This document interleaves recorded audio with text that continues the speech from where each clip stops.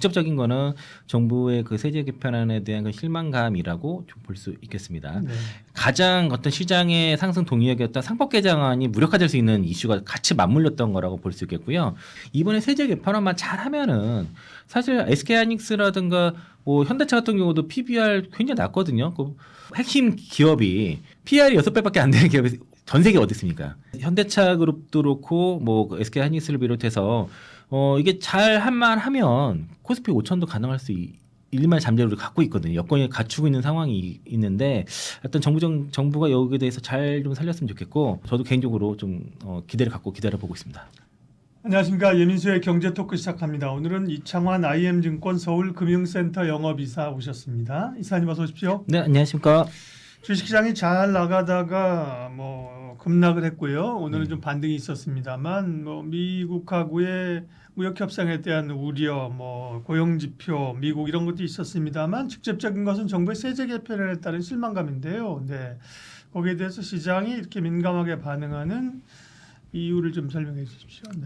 이제 지난주 금요일에 이제 뭐 세제 개편안이 이제 그 시장이 이제 반영이 됐는데 네. 물론 이제 관세 협상 결과라든가 뭐 그 금리 인하에 대한 기대가 뭐 이런 것들이 좀 금요일 당시에는 좀 하락을 했었기 때문에 네. 그런 영향도 있었지만 직접적인 거는 정부의 그 세제 개편안에 대한 그 실망감이라고 좀 볼 수 있겠습니다. 네.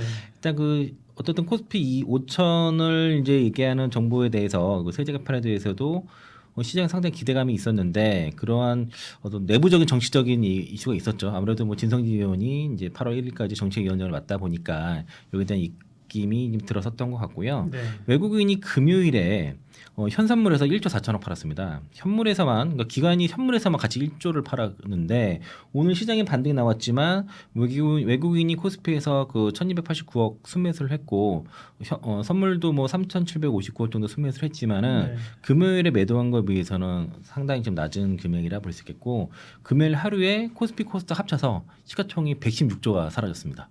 오늘 뭐 약간의 좀 반등은 나타났고요. 네. 일단 세제 개편안의 우려에 대해서는 한 세 가지로 크게 나눌 수가 있는데 첫 번째는 그 대주주 양도세 기준이 종목당 50억에서 10억 원으로 강화됐다는 거라서 이런 부분들은 이제 연말 회피성 물량 출에 대한 우려가 생겼고 두 번째는 그 배당 소득 분리과세 최고세율이 이세영 의원이 제시했던 27.5%보다 실제로는 35%를 좀 제시를 했다는 것이고요. 또 이제 세제 개편안 우려 세 번째가 그 법인세율 그 구간 전 구간 다 1%씩 인상이 됐기 때문에 이게 그렇게 되면 상장사의 순이익이 1%씩 감소하는 이슈거든요. 그러면 그리고 게다가 이제 증권거래세도 인상이 되면서 전반적으로 지금 뭐 상법 개정안은 뭐 8월 하순으로 뭐 개정은 미뤄지긴 했지만 전반적으로 7월 달에 증시가 강했던 이유 중에 하나가 상법 개정안이 있는데 이게 지금 특히 그 대주주 양도세 종목당 10억 이슈가 상법 개정안에 들어있는 뭐 3%류라든가 집중투표 이런 것들이 다 무력화시킬 네. 수 있는 이슈입니다. 사실은. 그래요. 그러니까 왜냐면은 그 그러니까 대주주에 해당하는 사람들 연말에 주식을 팔아버리면 집중투표제라든가 3%에 해당하는 주식 지분을 모으기가 어려운 거죠. 그러니까 이게 단순하게 그 대주주 양도세 기준이 강화됐다고 해서의 협회성 물량뿐만 아니라 가장 어떤 시장의 상승 동력이었던 상법 개정안이 무력화될 수 있는 이슈가 같이 맞물렸던 거라고 볼 수 있겠고요. 특히 이제 배당소득 분리과세 같은 경우도 이게 해당되는 기업이 국내 이렇게 되면은 뭐 한 10% 이하 정도밖에 없기 때문에 상당히 후퇴한 것이고 그러면서 금요일장에 증권주가 평균 6.5% 빠졌습니다. 상당히 급락세가 나타났고요. 게다가 이제 그 거래대금 이렇게 되면 증권거래세까지 인상이 되다 보니까 거래대금 감소라든가 또 뭐 교육세 인상까지 겹치면서 가장 부진을 겪었다라고 볼 수 있겠고 어쨌든 그 금요일에는 여러 가지 그 나스닥 증시 하락에 뭐 그 초점을 맞추는 분들이 있었지만은 가장 직접적인 건 정부 발표한 세제 개편 아니라고 보는 게 저는 타당하다고 볼 수 있겠고요. 네. 좀 더 구체적으로 말씀드리면은 사실 연말마다 그 대주주 지정을 피하기 위해서 매물이 계속 쏟아져 나왔고 그 쏟아져 나오는 매물을 외국인들은 저가에 매수를 했었고요. 또 그리고 이제 1월 달이 되면은 개인들이 또 좀 비싸게 사는 그런 것들이 반복되면서 이런 것들이 코리아 디스카운트의 어떤 원인 중에 하나였는데 이거를 해소하겠다고 정부가 분명히 얘기를 했었고 그런데 지금의 그 대주주 양도세 그 기준 강화는 그런 정책을 오히려 반대로 또 이제 우려를 네. 심화시키는 정책을 내놓은 거라서 단순히 세금 문제를 넘어서 투자자들 하여금 연말 다시 수급 불안을 만드는 미리 걱정을 하게 만들어서 강력한 매도 유인을 하게 만들었고 그런 요소가 지금 그 시티증권이라든가 뭐 JP모건 외국계에서도 국내 시장에 대해서 어떤 정책 불확실성 이런 거에 대해서 지금 뭐 투자의 하향을 지금 얘기하고 있는 상황이고요. 그 배당소득세 같은 경우도 상당히 기대가 많았던 밸류업 요인 중에 하나였는데 상당히 실망스럽다는 거죠. 일단 최고 세율이 시장의 예상보다 높은 35% 책정되면서 배당 확대를 위해서 어떤 인센티브가 아닌 고액자산가들에 대한 페널티로 인식이 됐다는 것입니다. 그리고 이제 모든 종목에 해당되는 게 아니더라고요. 그게. 네, 그렇죠? 이제 두 가지인데 이게 해당되는 기업이 많지가 않아요. 그러니까요. 그래서 제가 아까 초반에 말씀드린 것처럼 뭐 10% 이하 정도의 기업밖에 해당이 안 돼서 상당히 찾기가 어렵습니다. 그러게요. 그래서 이제 뭐 우리 코너에서 말씀드린 현대차 같은 경우는 두 번째 안으로 그러니까 35%는 안 되지 그 배당 그 기준은 첫 번째는 안 되지만 두 번째 안에서는 해당이 되더라고요. 그래서 이제 이런 정부 정책의 일관성에 대해서 시장이 의심을 갖기 시작했던 거가 된 것이고 그리고 이제 그러면서 특히 금융주에 대한 배당 그 투매가 촉발이 됐는데 제가 한 4년 전에 제 자사주를 산 적이 있었어요. 네. IM 금융지주 예. 자사주 이제 그 청약 모은다 그래서 했었는데 그 4년 넘게 들고 있었거든요. 근데 이제 세금 기준이 이제 그 4년 이상인 경우는 75%만 비과세가 되고 나머지는 이제 과세를 하는데 최근에 이제 배당 요 그 소득세 기대감 때문에 그 금융주가 많이 올랐는데 제가 보니까 4년 넘었길래 더 이상 뭐 갖고 있어봤자 세제 혜택도 없고 그래서 그걸 팔았어요. 그 이제 팔았는데 그날이 7월 25일인가 팔았거든요. 그날이 최고점이었습니다. 근데 그러니까 지금 근데 그러고 나서 그 얼마 전에 보니까 금융주도 빠진 폭이 상당히 깊더라고요. 그래서 이제 그러니까 정말 실망 매물이라는 게 정말 무섭다라고 볼 수 있겠고. 그리고 증권거래세라든가 법인세 인상 같은 경우도 증권거래세 뭐 0.2%로 다시 0.05% 인상을 한 거니까 인상을 하고 법인세율도 1% 모든 구간에서 다 하다 보니 투자자들이라든 기업들 모두 양쪽에다가 다 이제 어쨌든 뭐 약간의 그 부담을 가지고 된 것이고 결국에는 그런 거래 비용도 올라가고 뭐 순이익도 감소시켜서 뭐 주주들에게 돌아간 몫이 줄어드는 결과다라 하는데 저는 근데 개인적으로 뭐 증권거래세는 크게 문제 안 된다고 생각합니다. 뭐 그 정도는 가능하다면 금투세도 처리했기 때문에 증권거래세 정도는 우리가 용인할 수 있을 것 같고 법인세 같은 경우도 뭐 그렇게 아주 뭐 이거 가지고 시장에 문제가 될 정도는 아니다라고 생각이 드는데 결국은 크게 그 대주주 양도세 기준 강화, 그 양도소득세 대주주 기준 강화랑 그리고 이제 그 배당소득세에 관한 실망감 이 두 가지가 가장 큰 원인이 됐었다라고 볼 수 있겠고요. 그러니까 이제 이번 세제 개편안이 일단은 뭐 정부에서 그 여당에서 어떤 수정을 하겠다고 얘기를 했지만은 단순히 시장에 미친 충격은 세금 부담의 증가만이 아니라 정부 정책에 대한 신뢰에 대한 의심 이런 그게 붕괴까지는 아닌 것 같은데 시장에 대한 의심 이런 게 있던 것이고 정부를 믿고 시장 참여자들이 밸류업이라는 그런 걸 하고선 시장 요즘 저금이 되게 많이 들었거든요. 네. 시장 그 증시 주변 자금이 200조 가까이 육박을 합니다. 여기에는 뭐 투자자 예탁금부터 해서 뭐 파산 상품 뭐 관련 투자에 쓰고 그리고 뭐 그 대차에 관련된 자금부터 해가지고 증시 지번 자금이 7월 14일 이후로는 190조 밑으로 떨어진 적이 없어요. 연초에 한 170조 정도 됐었는데. 근데 굉장히 지금 그 대기 자금이 많은 상태인데 이게 어쨌든 이런 정책적인 예측이 불가능한 정책 유턴으로 인해서 좀 매수가 좀 세가 좀 주춤하게 될 수밖에 없었다라고 그렇게 보고 있고요. CLS에서 같은 경우도 그래서 여기에 대한 평가를 했습니다. 정부 정책의 정부 세제 개편에 대한 실망감을 정말 그 시장 대비 실망스러운 수준으로 나타났다라고 얘기를 했고 앞서 말씀드렸던 요인들을 다 얘기를 하면서 어떤 그러니까 배당 소득 같은 경우도 좀 비과세 혜택 실패가 나왔고 교육세 인상이라든가 그래서 어떤 시장의 그 부정적인 정책들이 한 번에 쏟아졌다는 거죠. 그러니까 배당소득세 최고세율 예상보다 높고 그리고 대주주 양도세 기준 높이고 법인세 인상 등 포함해서 그래서 이제 일단은 이거는 이제 국회를 거치면서 이제 수정될 가능성은 상당히 높을 거라고 보고요. 아마 예전에 금투세 이슈를 봤어도 정부에서 뭐 수정을 할 거라고 보고 있습니다.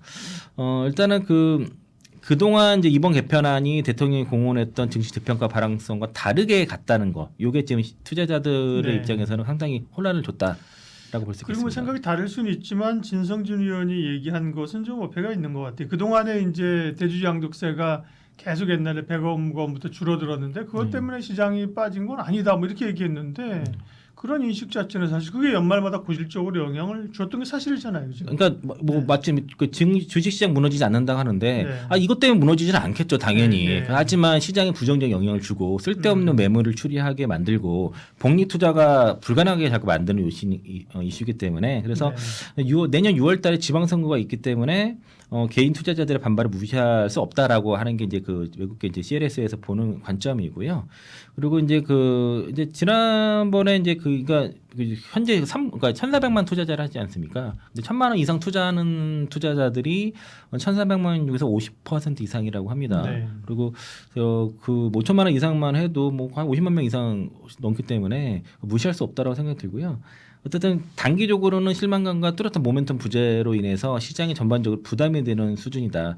또 CLS 같은 경우에는 그러니까 PBR 0.9배가 2,900 정도로 2,929포인트를 얘기하는데 일단은 당장은 뭐 의미 있는 반등 기대가 어렵다라고 좀 보고 있고 히트증권은 좀 더 과격하게 얘기했습니다. 좀 비중 축소에 대한 얘기까지 좀 나오는 상황이라서 일단은 분위기는 외국계 증권, 외국계 IB들은 결코 좋게 보지 않고 있다 상황을. 그러니까 우리가 그 세제 개편안이 사실은 그 세법 개정안 이런 것들이 사실은 그 증시 어떤 코리아 디스카운트를 해소할 수 있는 요소를 기대하고 있었는데 지금 그게 해소가 안 되는 쪽으로 좀 가고 있기 때문에 일단 부정적으로 보고 있고 투자자들도 이제 많이 똑똑해졌잖아요. 정보도 많이 공유되고 바로 실시간으로 텔레그램 이런 데서 막 공유된 상태에서는 알만큼 다 안다라고 볼 수 있겠고요. 진성주 의원이 이런 그 안에 대해서 그 대주주 기준 완화에 대해서 공개 반대를 했습니다. 주식 시장이 안 무너진다라고 얘기를 했고 페이스북에다가 지난주에 그러니까 대주주 기준을 50억에서 10억으로 강화하는 것 관련해서 그 많은 투자자나 전문가들이 주식 양도세 과세 요건을 되돌리면 우리 주식 시장이 무너질 거라 말씀한다고 하지만 설레는 그렇지 않다라고 얘기를 했고요. 뭐 박근혜 시절이라든가 뭐 문재인 시절에서도 낮췄어도 당시 주가 변동 없었다라고 그렇게 얘기를 변동이 했고 없어요. 영향이 있었죠. 그러니까요. 네. 그래서 이제 이런 뭐 그 네. 재정 건전성 얘기를 이제 논의로 얘기를 했었고요. 근데 그 여기 대해서 그 심혜섭 변호사가 이제 진성주 의원을 겨냥해서 얘기를 한 게 그 10억 원 이상 주주가 연말에 팔아 그 주가가 떨어지면 기회라는 말을 사실 진성 의원이 그 말을 실제로 했습니다. 근데 그런 정치인도 있었는데 설상 이런 장사치수라운 얕은 아이디어는 머릿속에 있더라도 지도자급 정치인이라면 말로 꺼내면 안 된다. 일단은 주식을 장기적인 투자의 대상으로 보지 않기 때문에 하는 소리라 저열하다고 꼬집었다라고 얘기했고요. 아파트는 12억 원까지 비과세되고 과세하더라도 12억 원 초과분에 대해 과세되며 주식 초과분이 아니라 10억이 넘는 순간 전면 과세되니까. 그래서 각종 공제도 많고 코인은 전면 비과세입니다. 예, 아파트 코인과 주식을 비교하면 주식이 기업에 투자되어 국가 경제에 이바지하기에 사회적으로 가장 이로운 투자 수단인데 이로운 외부 효과를 내는 투자 수단에는 벌을 주고 해로운 외부 효과를 내는 투자 수단은 인센티브를 주고 있다라고 비판을 했습니다. 이번에 인상진 의원님 뭐 아파트 구매한 것도 막 올라오더라고요. 11억 6천 정도 이러니까 10억이 안 되시던데. 네. 그럼 이제 어쨌든 간에 시장에서 국민청원도 지금 막 있고 그죠? 네. 개인 투자자들의 부담이 큰 건데 대주주 이제 여당에서 정부랑 이제 검토를 한다고 했지 않습니까? 네. 정청래 신임 원내대표가 한다고 하는데 두 가지인데 크게 일단 양도세 과세는 50억에서 10억 원으로 이번에 이제 강화하는 거잖아요. 그러면 다시 50억 원 기존대로 아니면 그 어느 순간쯤에서의 좀 합의 뭐 이런 게 나올 가능성이 있나요? 일단은 그 국민청원에 지금 네. 12만 명 넘어갔습니다. 예. 그 대주주 양도세 그 양도소득세 하향 반대 청원이 이제 12만 명이 올랐고 4월 말에 9만 넘어갔었어요. 네. 첫날에 바로 5만 넘어갔었고 일단은 그 정청래 그 신임 대표가 일단은 오늘 중에 뭐 당안을 정리해서 발표하겠다고 얘기를 했고요. 그리고 최고위원회에서 뭐 A안과 B안 올려달라라고 얘기를 했기 때문에 사실 뭐 어떤 뉴스로는 뭐 35 얘기도 있지만 그거는 그냥 전망인 거고요. 실제로 지금 그 여당에서 아직 공식적으로 발표한 건 없습니다. 그런데 이제 방향성이 중요한데 50억에서 10억으로 내리는 것도 방향성이 어쨌든 하향 조정을 한 거지 않습니까? 그렇죠. 근데 50억에 30억 해도 어차피 방향성은 하향이에요. 그러니까 네. 이 방향성이 중요하다는 거죠. 시그널을. 그러면은 30억을 하고 나서 그러면 그대로 있을 거야. 나중에 또 내릴 수도 있는 거죠. 그렇죠. 근데 이제 그래서 이제 그 최소한 현행을 유지하는 정도로 돼야 시장에서 크게 불만이 없을 것 같다라고 말씀드리겠고요. 그 김병기 그 원내대표 같은 경우도 그 10억 원 그 대주주 기준 상향 가능성 검토에 대해서 당내 그 조세 정상화 투기, 코스피 5천 투기 중심으로 살피겠다라고 얘기를 했습니다. 코스피 5천 특위에서도 이거를 얘기를 해야 되는데, 근데 그 코스피 5천 특위 관련해서도 시장에서 약간의 오해는 있는 것 같아요. 그 어떤 뉴스에서 뭐 코스피 5천 특위 그 의원들이 뭐 부동산 몰빵했다 뭐 이런 얘기도 있었는데, 사실 그건 아니고 그러니까 부동산 투자가 우리 국민 평균이 한 70% 정도 되는데 여기 의원들은 한 50% 정도 비중입니다. 네. 그리고 이제 그 국회의원이다 보니까 이게 종목을 직접 투자할 수 없다 보니까 ETF로 갖거나 이제 종목사 매도를 현금으로 갖고 있는 경우는 많아서 현금 비중이 높으신 거예요. 그 높은 겁니다. 현금 비중이 한 50% 정도라고 볼 수 있겠고, 어쨌든 여당 원내대표가 세제 개편안을 발표한 지 하루 만에 기준 완화 재검토를 시사를 했고, 김현정 그 더불어민주당 그 원내 대변인도 마찬가지로 조정이 가능하다라고 얘기를 들과 만나서 얘기를 했고요. 또 이현주 최고위원이라든가 이소영, 박홍배, 김한규, 이현희 의원도 어쨌든 대주 요건 10억 원으로 원복하는 것에 대해서 공개적으로 반대 목소리를 냈습니다. 이소영 의원이 가장 대표적으로 많이 나서고 있고요. 대주주 양도세는 연말에 불필요한 시장 왜곡을 발생시키는 문제점이 지적된 바 있고, 주식 10억 원을 대주주라 볼 수 있는지도 의문이다. 그러니까 그 아파트도 평균 10억이 넘지 않습니까? 그 서울에 있는 어떤 국민평형 같은 경우는 그렇다는데, 박홍배 의원도 이호성 의원 문제 제기 공감하고 당내 공론화를 통해 결정할 문제라고 얘기했고요. 이현희 의원도 주식시장 세제 개편안은 코스피 5천이라는 국가 경제 비전과 조응하는 방향으로 논의되어야 하며 이를 위해 당내 수기 토론을 제안한다라고 얘기했고, 그러니까 이현주 최고위원의 발언이 되게 중요해요. 왜냐하면 예전에 금투세 같은 경우도 이현주 최고위원이 이제 금세 하지 않겠다 얘기를 하면서 사실 그게 이재명 당시 지금 현 대통령의 의중이 상당히 반영된 거거든요. 근데 이현주 최고위원도 페이스북에 올렸습니다. 그 대주주 양도세 10억 기준으로 하던 배당소득 분리과세의 그 최고세율을 얼마가 되던 세제 개편안이 어떻게 나오던 한국 주식 시장이 무너지지 않을 것이다. 그러나 그 대주주 기준 조정 등 세제 개편안이 코스피 5천 신바람 랠리에 찬물을 끼얹은 것만은 분명하다. 이재명 정부의 주식시장 활성화에 대한 신뢰를 깨고 있는 것이라고 얘기를 했습니다. 그러니까 이거는 분명히 이제 이런 그 개편이 될 겁니다. 이현주 최고위원의 발언이 되게 중요한 이슈예요. 그래서 이건 분명히 될 거라고 생각이 드는데, 어쨌든 이번 세제 개편안의 가장 큰 문제점은 취임 이후 쌓아온 그 새 정부의 코리아 디스카운트 해소 의지, 코스피 의지를 믿고 국장의 장기 투자를 한번 해보자는 동학개미들의 신뢰에 금을 가게 하는 데 있다. 투자자들의 신뢰와 동참 없이 어떻게 코리아 디스카운트 해소가 가능하고 코스피 5천이 가능하겠냐라고 좀 얘기를 했고요. 이것도 더 말씀드리면은 그 기획재정부 등 세제 개편을 만들어서 세수 효과가 어찌 될지를 계산하고 어느 계층의 국민들에게 소득에 얼마나 영향을 미칠지 등을 계산할 것이다. 그러나 이재명 정부를 믿고 코스피 5천 랠리에 동참하던 투자자들이 무슨 생각과 기대를 갖고 있는지, 그들이 투자 결정 시 정부의 세제가 자기 소득에 미칠 직접 영향보다 정부의 시장에 대한 진심과 의지가 얼마나 민감한지를 관가한 듯하다라고 얘기를 했습니다. 그러니까 이제 나름 이제 증시 부양의 그 거래세라든가 뭐 어떤 그 대주 양도세 요건을 해가지고 수수가 얼마 하는지를 그 계산했을 거 아닙니까? 근데 그런 거에 비해서 이게 정확히 계산한 데 의문이 있다는 것이고요. 그래서 이제 일단 여당에서 그 세제 개편안 원내대표께서 재검토하겠다고 했고, 대통령실에서도 국회와 여당의 그 논의를 지켜보겠다 한 만큼 이제 부자 과세에 대한 개인적인 소신으로 투자자들과 싸우는 모습은 바람직하지 않다라고 얘기를 했으니까 이건 기다려 보시고요. 그리고 약간 시장의 또 오해가 뭐냐면은 대통령실에서 약간 그 바로 뭐 변경이 어렵다고 얘기를 했는데 순서가 있어요. 왜냐하면 어쨌든 당대표가 새로운 당대표가 오고 당에서 안을 줘야지 대통령실에서 그걸 검토를 하는 거지, 대통령실에서 먼저 이걸 얘기해보면 이거는 월권이 되고 그게 독재가 될 수 있기 때문에, 그러니까 순서가 당에서 먼저 안 올려서 대통령실에서 이제 검토하는 요 순서니까 요거는 이제 기다릴 필요가 있다라고 보고 있고요. 오늘이 이제 8월 4일이죠. 그러니까 이제 오늘 그 정청래 신임 대표가 안을 당의 입장을 얘기했다고 했으니까 요건 좀 기다려 보시면 좋을 것 같고요. 어쨌든 지금 민심이 이렇게 일어나는 만큼 또좀 반영되기를 좀 기대해 네. 보도록 하고요.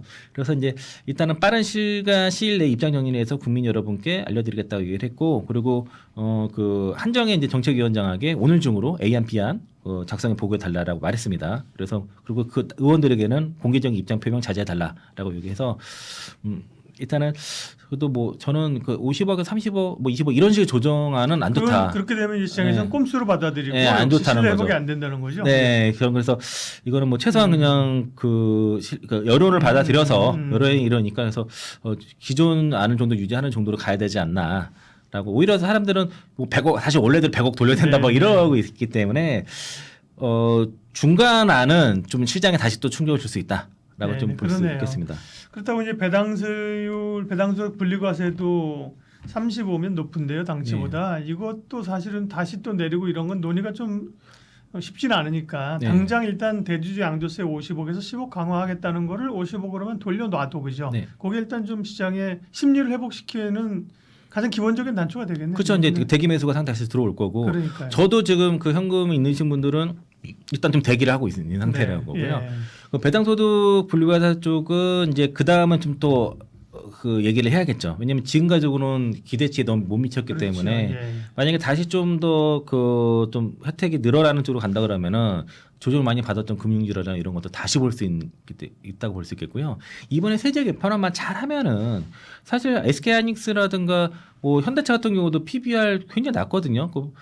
그러니까 그 SK하이닉스 퍼가 뭐 6배급 수준밖에 안 되는데 AI 시대 그 어떤 핵심 기업이 PR이 6배밖에 안 되는 기업이 전 세계 어디 있습니까? 그러니까 현대차 그룹도 그렇고 뭐 SK하이닉스를 비롯해서 이게 잘 한만하면 코스피 5천도 가능할 수 일말 잠재력을 갖고 있거든요. 여건이 갖추고 있는 상황이 있는데 어떤 정부가 여기에 대해서 잘 좀 살렸으면 좋겠고 정청래 심 대표가 어쨌든 이재명 그 대통령의 네. 이렇게 부담을 주는 일을 안 하겠다고 했기 때문에 이건 좀 저도 개인적으로 좀 기대를 갖고 기다려보고 있습니다. 네, 정부의 세제 개편안 시장 영향들 또 정리가 돼야 될 부분 IM증권 이창환 영업이사 함께했습니다. 고맙습니다. 네, 고맙습니다.